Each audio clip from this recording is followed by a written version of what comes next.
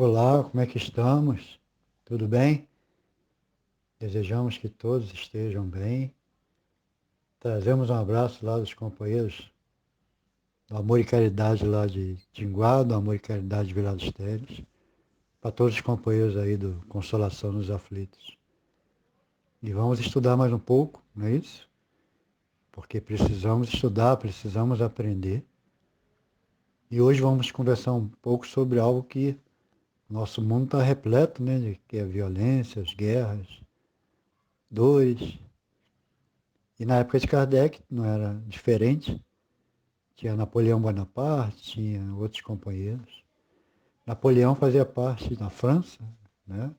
Mesmo país de Kardec. E no momento de fazer lá, de criar as perguntas para o Livro dos Espíritos, Kardec incluiu, né, o tema Os Espíritos durante os Combates. E é o que nós vamos estudar hoje, das questões 541 a 548. E lá na primeira, Kardec pergunta aos espíritos: durante uma batalha, há espíritos assistindo e amparando cada um dos exércitos? Resposta: sim. E que lhes estimulam a coragem. Então a gente sabe que vamos ter sempre espíritos ao nosso lado. Ele fala que lá, quando eles viam, aqueles guerreiros antigamente viam aqueles deuses com aquelas fantasias, com aquelas armaduras, e eles achavam que eram deuses, na realidade eram os espíritos que se aproveitavam daquele momento para impressionar e se apresentavam daquela forma. Mas os espíritos estão ao nosso lado a todos os instantes, ajudando, auxiliando, criando discórdias, conflitos. As opiniões diferentes que nós temos, estimuladas por diversos companheiros ao nosso lado, divide famílias, divide amizade, divide casa espírita, divide tudo que realmente no nosso mundo aqui, nos convívios, nas convivências, trazem grandes dificuldades. Porque nós encarnados temos uma relação muito grande, muito forte com os companheiros desencarnados.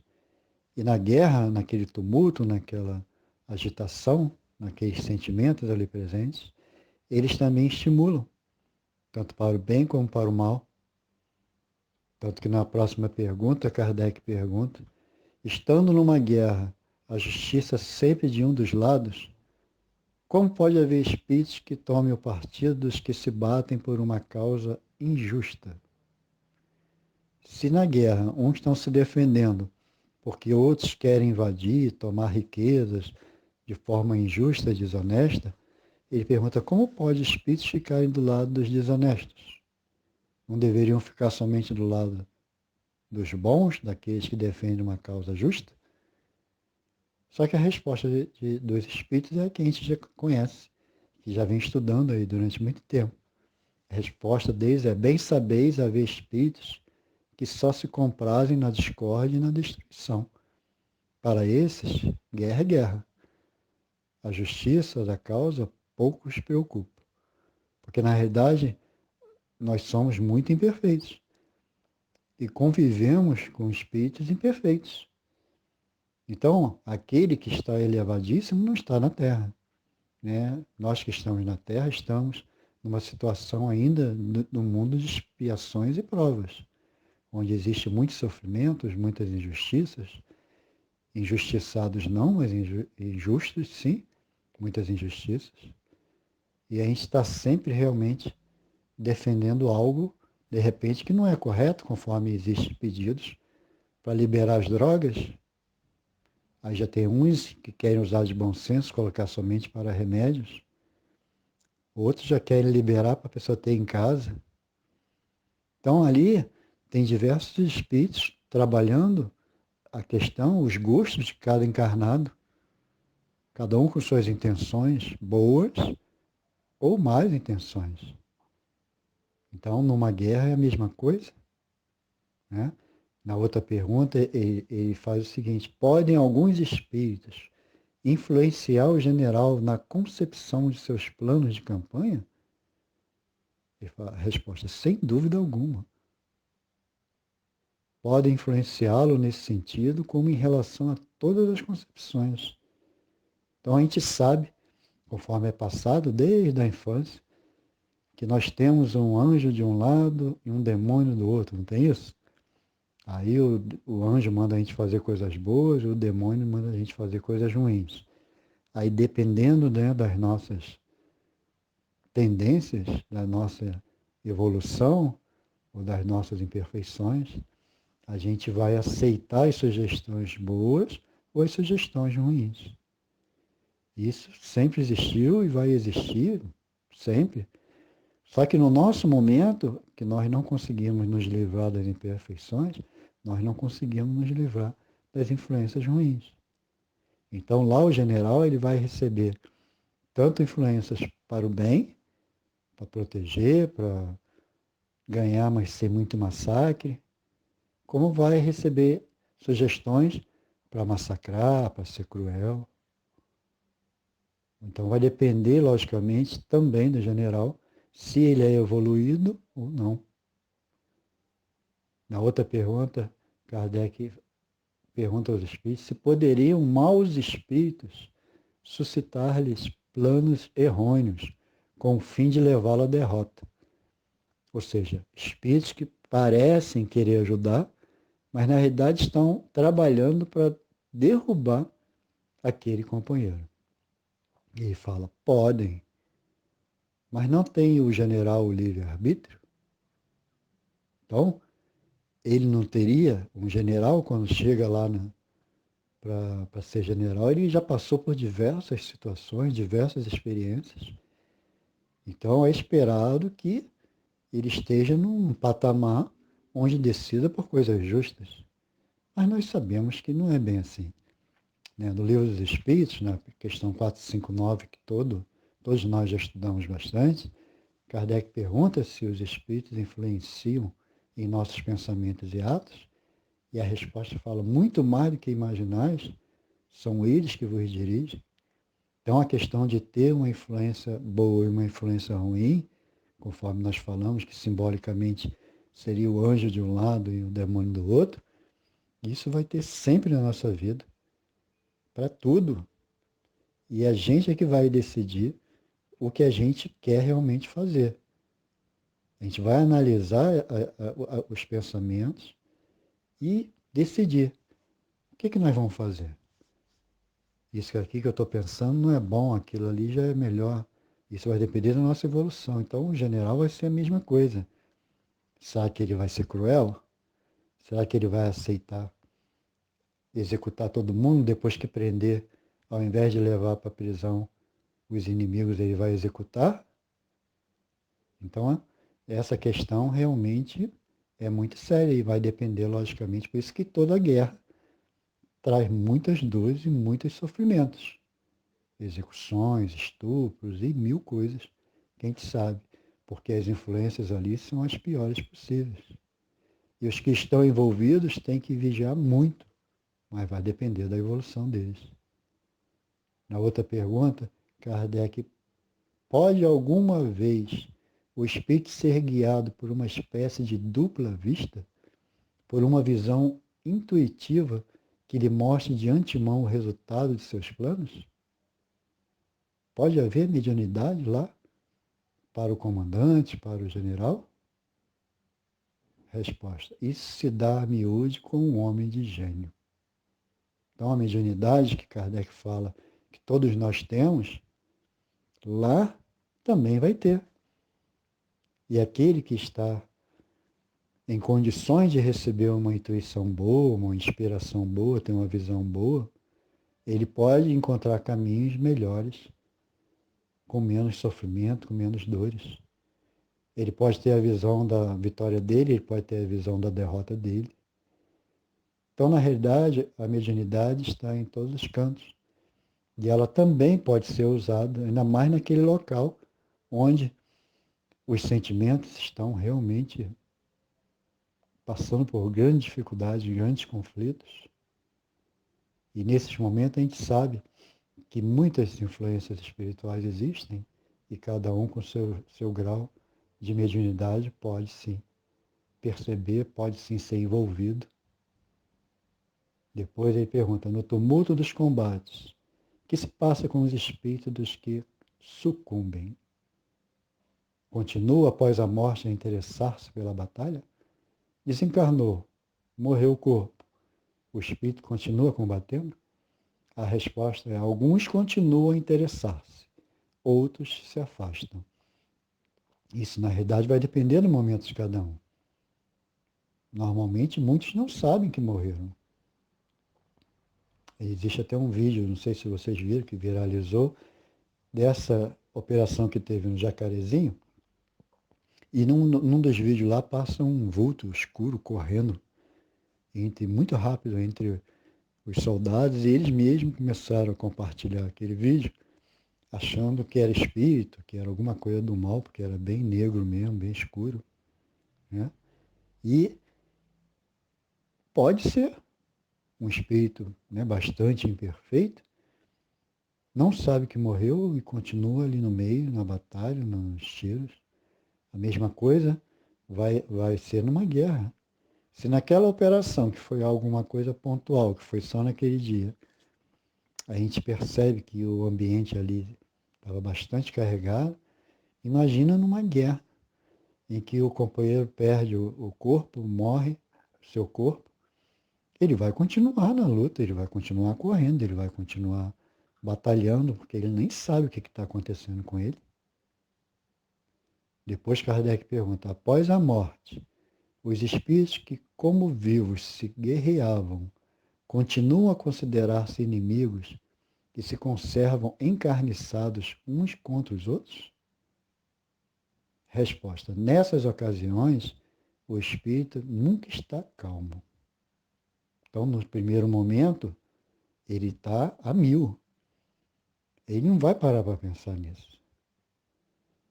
Ainda mais se ele estiver com ódio, se perdeu muitos amigos, se perdeu muitos companheiros lá da equipe dele, ele vai estar totalmente desequilibrado.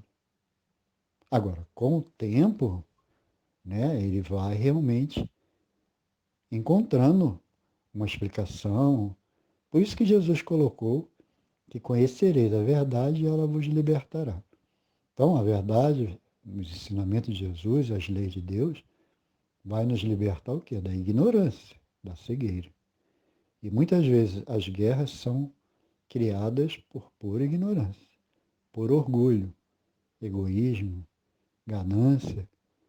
Só que quem é o líder lá da ganância, das imperfeições, do egoísmo, do orgulho, ele não vai na guerra, ele manda outros companheiros.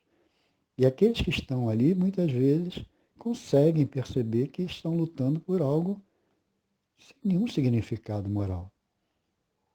Já outros não, já outros se envolvem de tal forma criando ódio.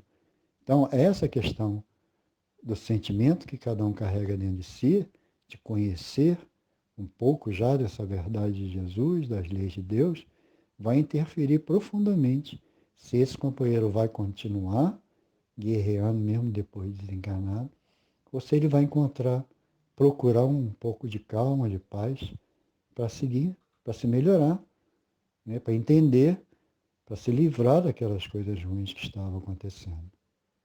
Por isso que na questãozinha 547A, Kardec pergunta, continua a ouvir o rumor da batalha? Toda aquela confusão, todas aquelas coisas? E a resposta é perfeitamente. E isso a gente carrega, muitas vezes, de uma existência para outra. Tanto que Joana de Anjos nos coloca para nós que quando a gente tem diversos vícios, diversas dificuldades, ninguém consegue analisar olhando somente a presente existência. A pessoa teria que ter a capacidade de olhar algumas existências para trás. Porque em cada existência a gente vai acumulando imperfeições, a gente vai acumulando virtudes. Por isso que a gente tem medo, alguns têm medo de elevador, outros têm medo de altura, outros têm medo de ficar em lugar fechado. Então cada um carrega seus conflitos de outras existências. Muitos não conseguem assistir filme de guerra. Eu, por exemplo, não vejo graça nenhuma em filme de guerra. outros não conseguem assistir filmes que tenham assassinatos, violência, também não sou chegado. Então isso nós trazemos muitas vezes por ter passado por aquela situação e não querer mais, não sentir graça nenhuma naquelas coisas. Então, aquele que está mais desequilibrado, logicamente, vai reencarnar com muitos outros desequilíbrios. Por isso a reencarnação, por isso a misericórdia de Deus, que nos dá sempre a oportunidade de, em cada existência, a gente ir se melhorando e se reeducando e praticando bem e deixando de lado essa animosidade, essas coisas ruins que costumamos carregar em nós, em nosso espírito. E na última questão, na 548, Kardec pergunta: o espírito que, como espectador, assiste calmamente a um combate, observa o ato de separar-se a alma do corpo? Como é esse fenômeno se lhe apresenta à observação? Como é que esse fenômeno se lhe apresenta à observação? Então, alguém poderia sentar ali do lado, esperar um daqueles soldados ser morto e observar calmamente o espírito dele saindo do corpo? E a resposta é: raras são as mortes verdadeiramente instantâneas. Na maioria dos casos, o espírito cujo corpo acaba de ser mortalmente ferido não tem consciência imediata desse fato. Então, isso nós sabemos que a maioria desencarna com grande confusão mental. Uns mais, outros menos. Né? Samson, lá no livro Céu e Inferno, uma hora depois ele já sabia que tinha desencarnado, já dava respostas, mas era um espírito elevado. Kardec coloca, Chico Xavier coloca, que pouquíssimos conseguem chegar com lucidez na vida espiritual. A maioria chega em confusão mental, uns mais, outros menos. Existe aquela história do livro Missionários da Luz, em que a menina tinha um namorado e esse namorado desencarnou antes dela, e depois ela ficou doente também, e de repente ela desencarnou no hospital. E a equipe espiritual foi lá para ajudá-la naquele momento, e o espírito dela estava deitado ao lado do corpo dela, que ela não sabia que tinha desencarnado. E quando ela abriu os olhos, o namorado dela, né, que ela sabia que tinha desencarnado antes, dando a mão para ela, para levantar, para ajudar. E ela fechou os olhos de novo, apavorada, e ficou com os olhos fechados. Eles perceberam a dificuldade que ela estava tendo naquele momento, aquela confusão mental, e apareceu um outro espírito vestido de médico, e se apresentou como médico, que ia cuidar dela. Aí ela abriu os olhos e falou: doutor, ainda bem que o senhor chegou. Eu estava apavorado, eu estava vendo o meu namorado, que já morreu, aqui querendo me dar a mão dele. E eu fiquei apavorado. E ele falou: não, fica calma que eu vou cuidar de você. Então tratou como se ela ainda estivesse viva, levando logicamente para algum lugar, para ser cuidado, até chegar o momento em que poderia ser falado. Porque naquele momento ela estava totalmente confusa. No livro E a Vida Continua, tem o caso do companheiro e da senhora lá, que desencarnam numa cirurgia, cada um fez uma cirurgia, e desencarnaram e se reencontraram. Eles eram amigos, se reencontraram no hospital para onde eles foram levados. E eles não sabiam que estavam desencarnados.